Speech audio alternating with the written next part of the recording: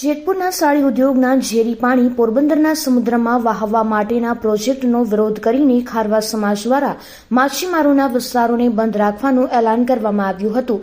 તેમાં માત્ર ફિશના મોટા દંગા કે ફેક્ટરીઓ જ નહીં પરંતુ ચા અને પાનની કેબિનો પણ સજ્જડ બંધ રહી હતી।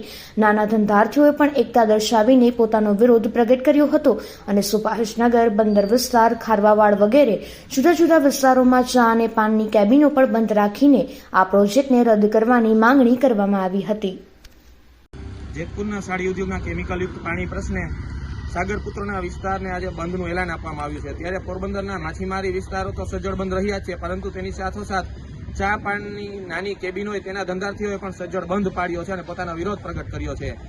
સરકારને વારંવાર રજૂઆત કરવામાં આવી છે કે આ પ્રોજેક્ટ રદ કરવો જોઈએ, પરંતુ સરકાર ટસની મસ્ત થતી નથી અને જમીન સંપાદન સહિતની પ્રવૃત્તિ છે તે આગળ વધારી છે। ત્યારે સમગ્ર પોરબંદરના માછીમારી વિસ્તારો આજે સજ્જડ બંધ રહ્યા છે, તેમાં આ નાના ધંધાર્થીઓ પણ બંધ પાડીને પોતાનો વિરોધ પ્રગટ કર્યો છે। ત્યારે હવે સરકારે ઝૂકવું જ રહ્યું। પોરબંદર રાજકારણ જિગ્નેશ પોપટ।